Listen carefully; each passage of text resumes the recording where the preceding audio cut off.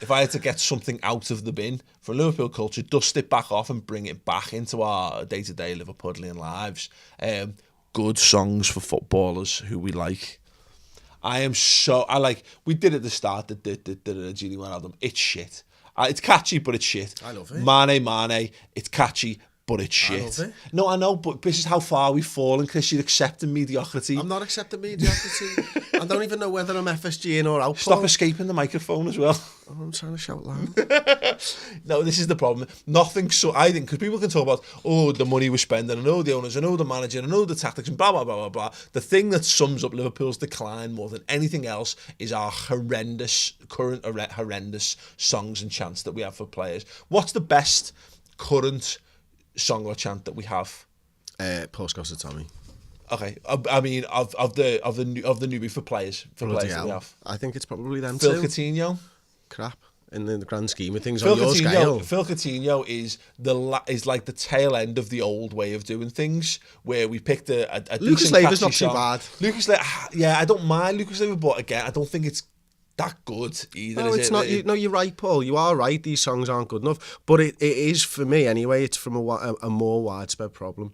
I think what you used to have in the Kop and what you used to have in Anfield is a group of people who used to go there every single week. Yeah. Brethren, fucking people who understand each other and are from the same thing. And unfortunately now, with the way that football's gone and modern football being the way that it is, you do get these rotation of fans coming in and out, and they might come in once in their entire life and they might come in once a season. But what that means is that you don't get that support in quite the same way. It's very difficult to get a song that takes a lot of effort. There's got a lot of words that people need to fucking remember to get it off the ground, because ultimately you are getting loads of people coming into the ground, whether they're from Liverpool or whether they're from far away, that don't know the words to these songs. So what happens is we've made shorter songs and we've made them very, very catchy and we've made them very easy to pick up because anyone can fucking sing it. You know, the best atmospheres are when the cops start singing Liverpool, Liverpool, Liverpool, because it's so fucking easy and everybody in the ground can know the words to it, and that's what creates good atmosphere nowadays. And unfortunately we've moved away from those songs where you can go with the choruses and all that type of stuff. It's the way that modern football's gone. I don't think it's actually the people. I think the people are still the same. Yeah.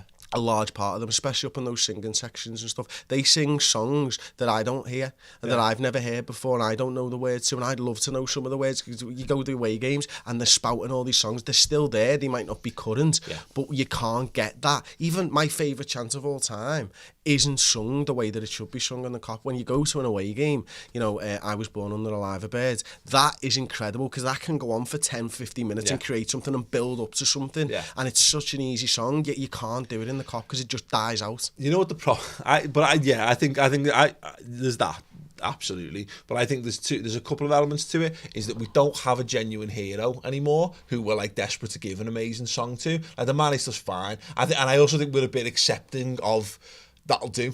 There's a bit too much of that will do about it, and also I think we've struggled as well because maybe we've just been unlucky with how players' names scan into songs. I think we need to think this about the transfer policy. Well, this is the thing, we're a more a multicultural and multinational football club now, and we're getting players from all over the world. It was easy when they were called fucking Jones and Miller and all that type of fucking English name. Yeah. It's very easy. But I don't even think that. Maybe we just need more South American and Spanish. They seem to work really well. When we had all the Spanish lads, they used to fit tremendously into songs really, really well. And that is the thing. For me, the last decent song we had was Luis Suarez. But that in itself was nowhere near as good. In fact, I'll follow on because Blaine Agard at Blaine LFC asked us what our favourite LFC chants were, and he said he loved the Maxi and Torres ones.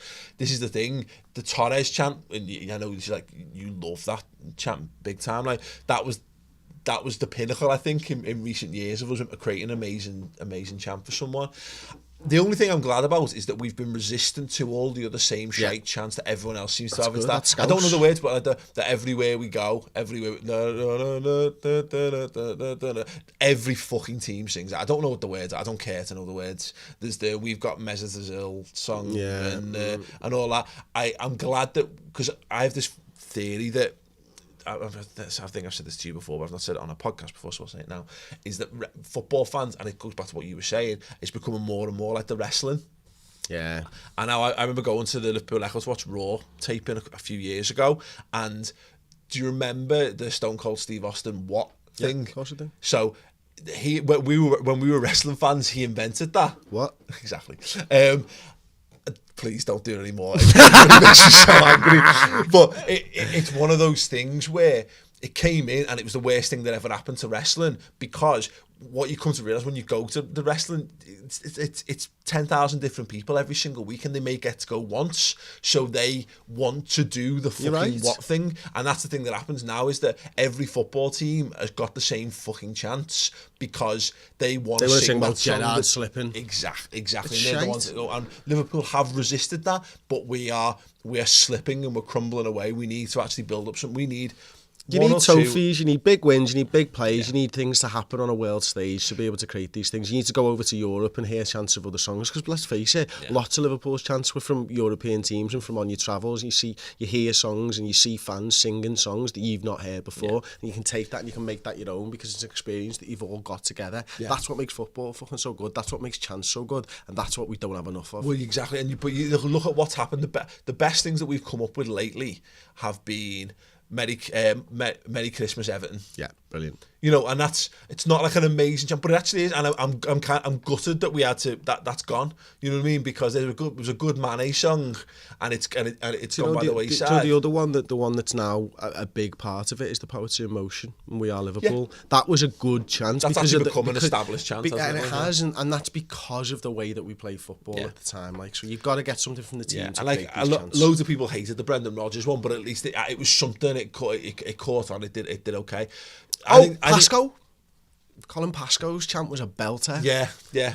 But even I'm not sure that was ever really it was niche, and I like that. Yeah, that must have been it. Pascoe's chant was the best. But the thing that we've got, like, I do wonder with the guys who, I know there's not like a little group of fellas who invent these and then wheel them out. It can't. They're organic things that happen. But I do think there are a lot of fellas who go their ways. Bob Marley. From the city stuff. Yeah. But again, it's what I'm talking about. It's you go on your travels, I know it was Wembley, like, exactly. But you have that feeling where you're all together and some guys just got up in the middle of a bus and started singing this. That's wicked. The problem I think we've got is that, again, what's happening is we're so short on amazing songs that I do think we're almost going, oh, that's funny. Yeah. Oh, that'll do. You know what I mean? Like, we got the Jurgen Klopp song's the best example of this. When you hear it, when you're on the concourse, I was at Villa away last year, and we were singing it on the concourse, and it was fucking brilliant. Absolutely loved it. It's that no one knows the proper words to it, and it's a weird tune, so it doesn't have a natural flow to it.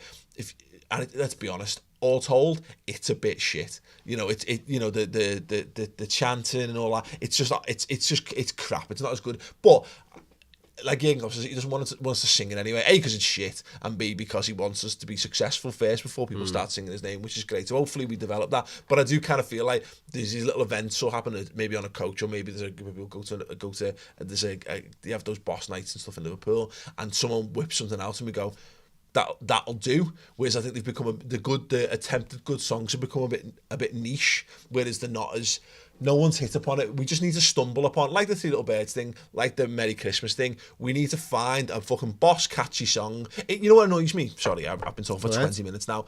Why Arsenal have got the Giroud doing Hey Jude?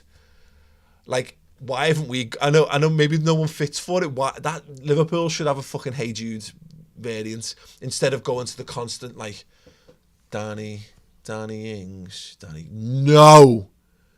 No, it was the fucking Harry Kewell song. It was the fucking Joe Cole song. We were basically condemning Danny Ings to failure by giving him that song. Yeah, I want some originality in fucking songs anyway. Rant over.